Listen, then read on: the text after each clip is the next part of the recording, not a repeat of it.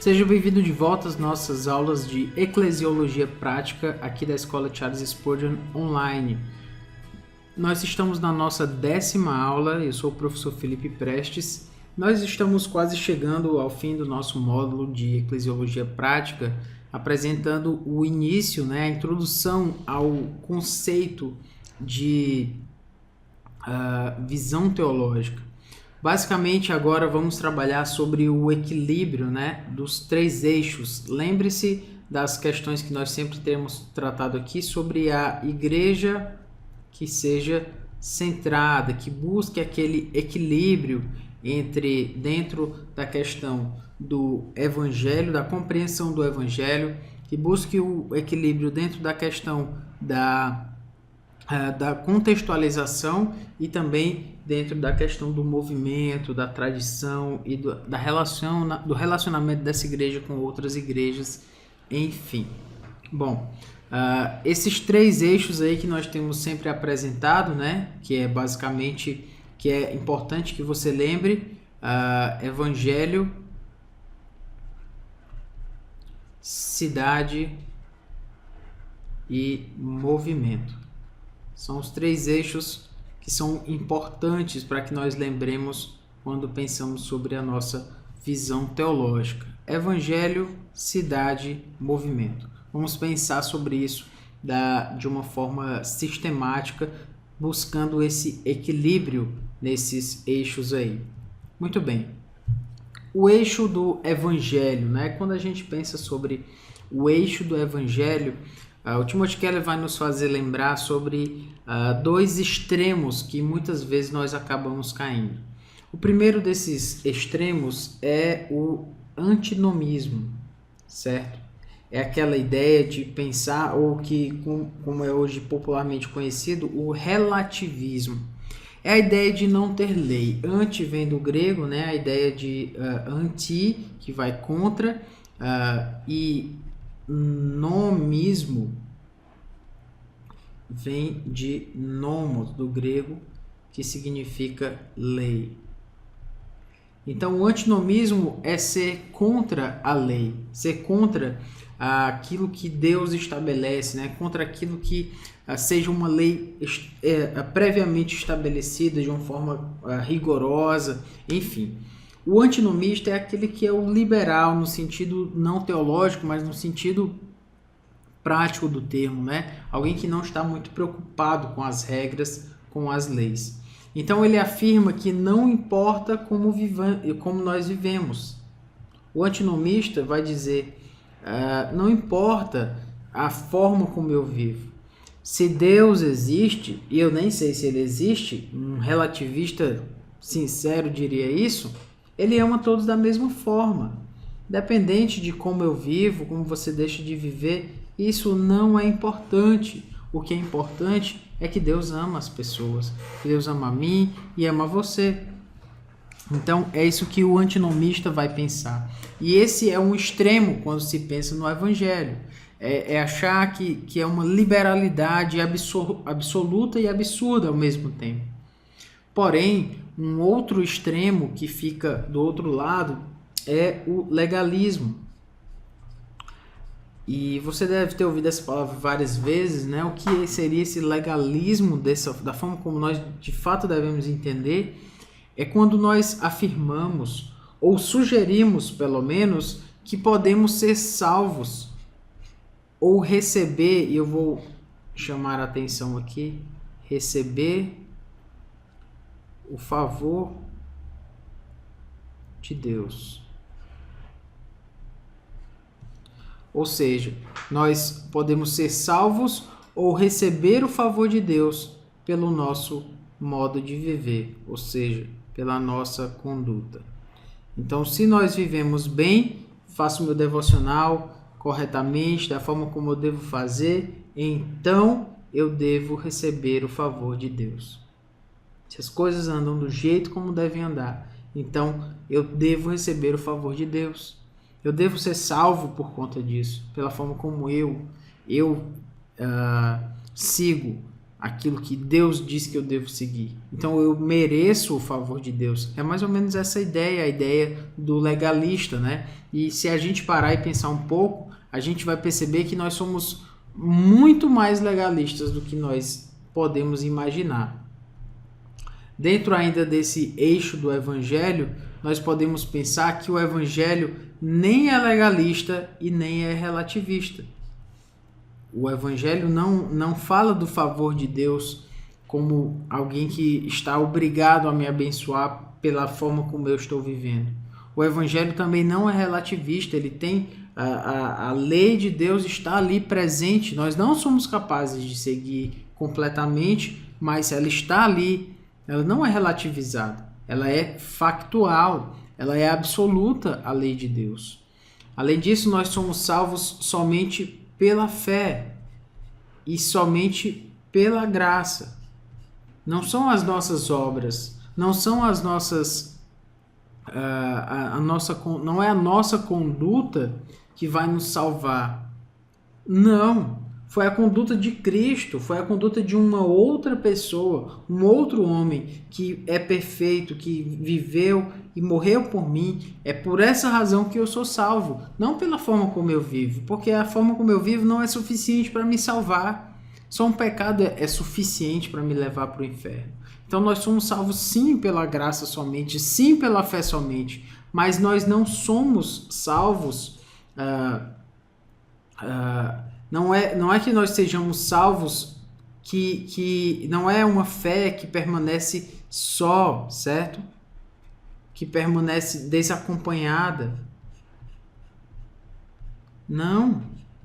Nós somos salvos por uma graça verdadeira que sempre resulta em vidas transformadas, marcadas pela santidade e pela justiça. De fato, nós somos salvos somente pela fé, somente pela graça, mas a nossa fé não fica desacompanhada. A nossa fé não fica liberalizada, simplesmente assim, você creu, então agora você vive do jeito que você quiser. Não! A nossa fé é muito mais do que isso. É o que Timothy Keller vai querer nos mostrar aqui a partir da ideia do eixo do evangelho, né? Outro ponto aqui que nós precisamos pensar é: nós podemos perder o evangelho para a heterodoxia. Sim, nós podemos perder o evangelho para uma doutrina completamente fora do padrão daquilo que Deus estabeleceu. É possível. Podemos deixar de crer na divindade de Cristo ou na doutrina da justificação. Essas são razões para deixar de crer no evangelho. Mas muitas vezes nós podemos perder o evangelho por outras razões. Talvez ainda sendo ortodoxos, mas através da ortodoxia morta, como a gente já apresentou aqui, com uma inclinação para a justiça própria. Nós cremos na verdade, mas essa verdade não transforma o nosso coração. Além disso, nós podemos ter uma ortodoxia desequilibrada, que é justamente aquele exagero no destaque, algumas doutrinas que obscurecem o chamado do evangelho. É ficar exagerando numa doutrina específica como se ela fosse o evangelho. Ficar exagerando numa doutrina específica como se ela fosse trazer a salvação. Ficar exagerando numa doutrina específica e achar que aqueles que não creem nela da forma como eu creio não vão para o céu. Então isso é perder o evangelho também. Isso é perder a noção do todo, daquilo que de fato salva, que transforma vidas. Ou o que o Timothy Keller fala sobre uma ortodoxia desconexa. O que seria essa ortodoxia desconexa? Doutrinas ensinadas sistematicamente, mas sem serem harmonizadas com o objetivo de penetrar corações de modo que as pessoas sejam convencidas do pecado e da beleza da graça de Deus. Ou seja, é uma ortodoxia, uma doutrina que é sã, mas que é pregada de uma forma em que não se pode ver o todo da salvação, o todo do evangelho. Então é como se fosse uma doutrina pregada de uma forma muito desconexa desse todo. Isso faz um mal terrível, a forma como nós de fato precisamos entender a teologia, né? A teologia precisa ser um todo, um padrão, algo que inclua um todo e que mostre esse todo da história da salvação. uma ortodoxia desconexa muitas vezes nos faz perder o evangelho. Seguindo aqui, em nossa comunicação e em nossas práticas não podemos pender nem para o lado da lei, achando que é ela que vai nos salvar, nem para a licenciosidade, a libertinagem, né? Nem a lei, nem a libertinagem. Às vezes nós seguimos por um padrão ou por outro. Você pode perceber o filho pródigo, né? Um segue pela licenciosidade, é o filho pródigo, e o irmão mais velho segue pela lei. Ambos não salvos, até que um chega até o pai, né? E é convertido, mas nesse sentido e perdoado, mas o outro continua sendo perdido, o filho mais velho, porque ele não entendeu, ele ainda permanece achando que é a lei que vai salvá-lo. Se isso acontecer, se caímos na lei ou se caímos na licenciosidade, nós perdemos o poder de transformar vidas. Nós não conseguimos transformar vidas se não for pelo evangelho verdadeiro.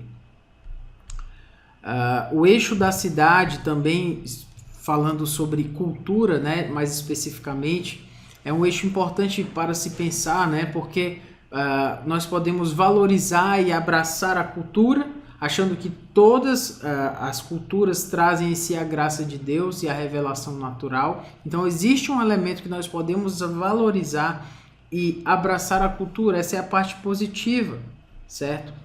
De fato, todas as culturas trazem algo da graça de Deus, algo da revelação natural de Deus se revelando naquela cultura para nós. Por outro lado, nós podemos desafiar e confrontar a cultura sabendo que todas as culturas vivem na rebelião da idolatria. Sim, nós temos o papel de mostrar como aquela cultura está indo contra os padrões de Deus, contra aquilo que Deus espera. Enfim, é importante pensar sobre isso. A revelação natural de Deus, a graça de Deus é mostrada na cultura. Por outro lado, todas as culturas vivem numa rebelião contra Deus e é nosso papel mostrar isso. A superadaptação no espectro aqui de valorizar e abraçar, nós não somos capazes de transformar as pessoas, porque não as estamos chamando a uma mudança. Se eu me superadapto, se eu estou seguindo ali pela adaptação total, sem critério nenhum, sem um parâmetro, eu vou me superadaptar, eu vou me tornar tão parecido com aquela doutrina que eu nem vou poder ser percebido como diferente. As pessoas nem vão me ouvir, elas não vão estar sendo chamadas para uma mudança porque eu já mudei por elas. Mas às vezes nós caímos no outro extremo da subadaptação, que é justamente quando talvez a nossa transformação, nós não queremos nos adaptar porque nós queremos nos fechar na nossa forma de viver, de pensar, de seguir a cultura. E aí nesse sentido, Timothy Keller vai dizer que a nossa própria cultura pode ser um ídolo, um absoluto. Só existe a nossa forma de viver. Então vamos reproduzir, porque não tem outra forma de viver se não for assim. Enfim. Em caso de sub ou superadaptação, o que vai acontecer é que ninguém vai ser transformado.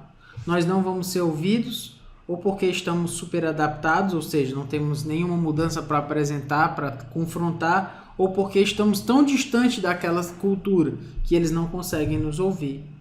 Nós seremos confusos ou ofensivos, exatamente, já que nós estamos tão próximos deles. Nós nem sabemos mais em que cremos na superadaptação. Na subadaptação, nós somos ofensivos. Nós achamos que porque nós cremos na verdade, então nós podemos falar com rispidez. Enfim, nós estamos muito distantes deles. E nesse sentido, não teremos poder de persuasão. Isso serve para ambos os casos. Na superadaptação, as pessoas não têm por que crer em nós, acreditar naquilo que nós estamos falando, muito menos se estamos subadaptados. Aí é que elas não têm razão mesmo, porque elas vão achar, ele é assim mesmo, ele nem sabe como é que a gente vive, por que ele está pregando isso aí, uma nova forma de viver, ele nem entende como é que a gente vive, é uma forma de que um descrente poderia pensar. Então, subadaptar-se ou superadaptar-se é perder o poder transformador poder de transformar vidas. Nós transformamos vidas se nós somos sal e luz, basicamente como o Senhor Jesus falou.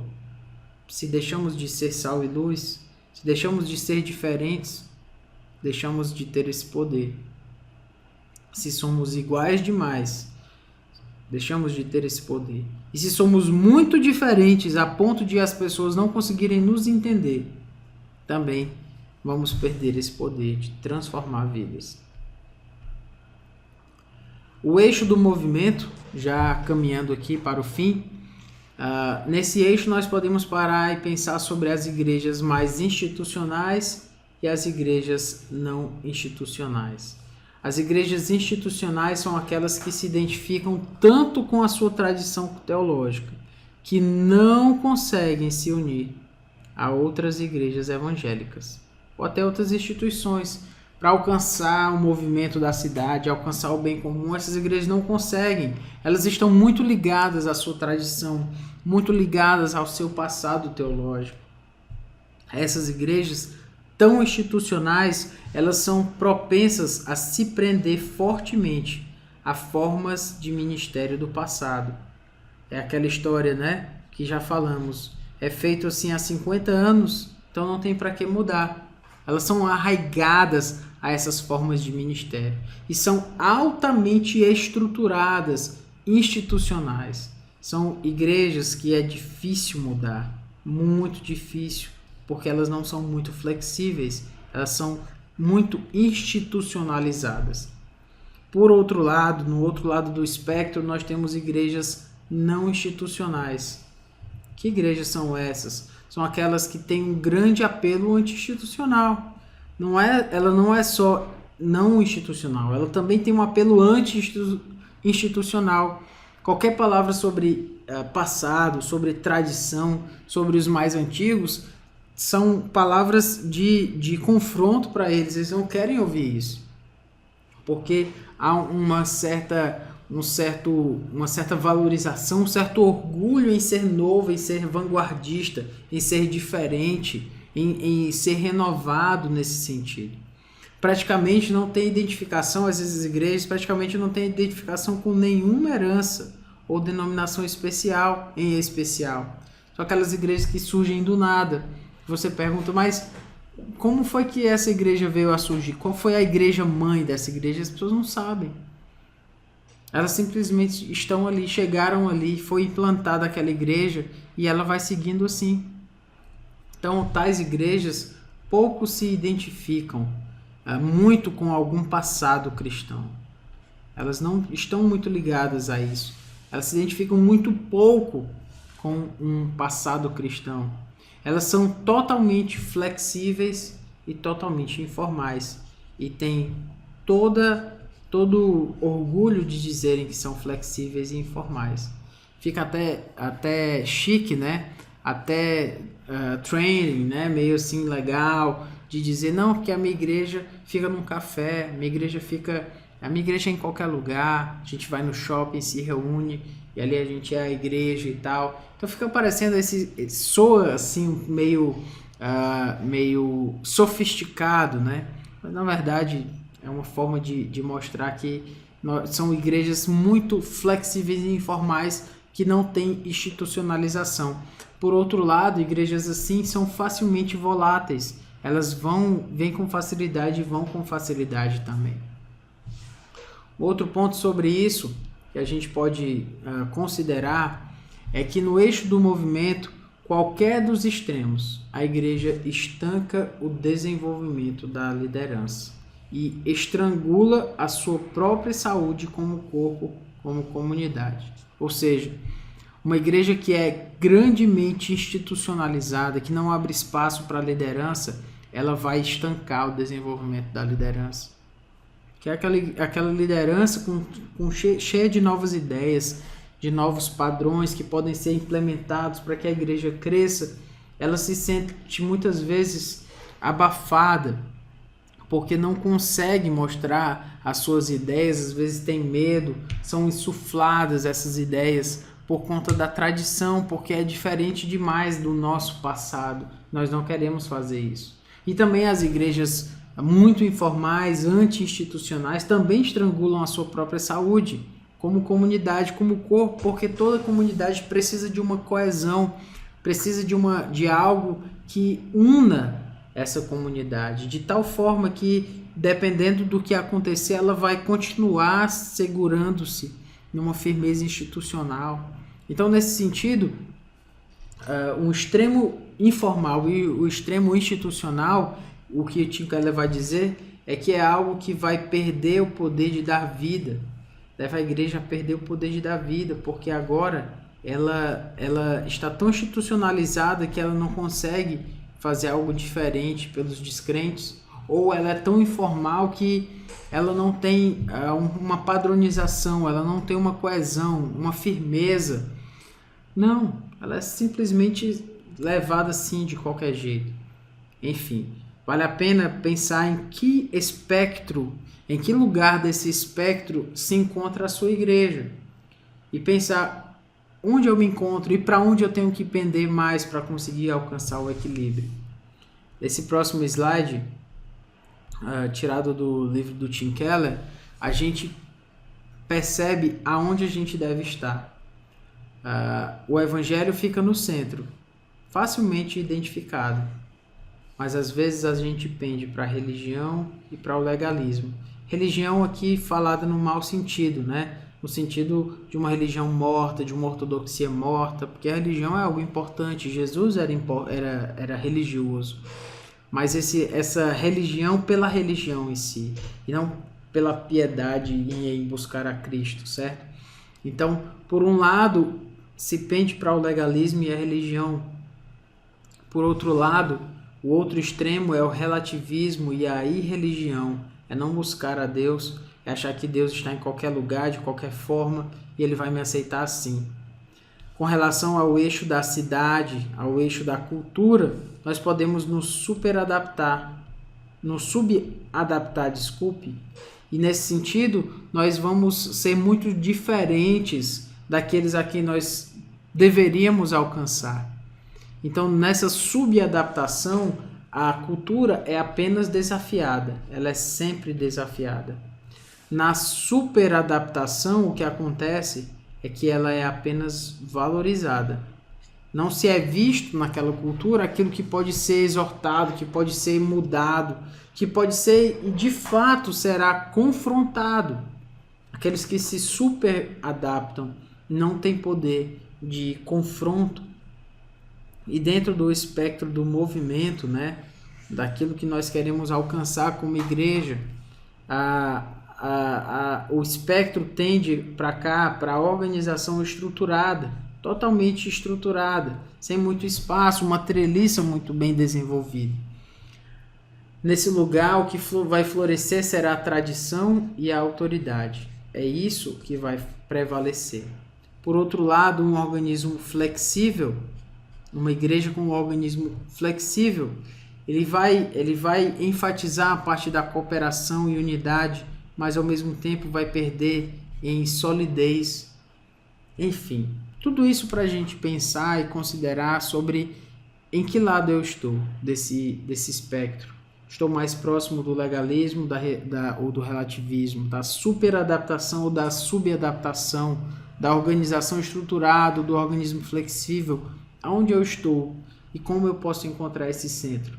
Mas esse é um assunto para próximas possíveis aulas dentro do aspecto da ideia aí da igreja centrada, de uma visão teológica que nos guie por um ministério que faça ser frutífero e seja equilibrado dentro da perspectiva do evangelho, da cultura e do movimento em que nós queremos, ao qual nós queremos nos juntar para trabalhar em prol do bem comum do evangelho. Amém? Então vamos orar, pedindo que Deus nos abençoe. Estamos chegando, essa é a nossa última aula. Que Deus nos ajude a ter um ministério que o glorifique. Grandioso Deus, nós te pedimos, Pai, que o Senhor nos ajude por essas aulas que tivemos, que o Senhor nos ajude a entender melhor a Tua Palavra. E mais do que isso, o Senhor nos ajuda a ser igreja, nos ajuda a sermos uma igreja que te louva, que te glorifica, ó Deus, da forma como o Senhor espera de nós. Nos ajuda a ser uma igreja centrada, que os líderes que estão orando agora comigo, que sejam líderes que busquem um equilíbrio na condução da tua igreja. É pelo que nós oramos a ti em nome de Jesus. Amém. Até mais, que Deus nos abençoe.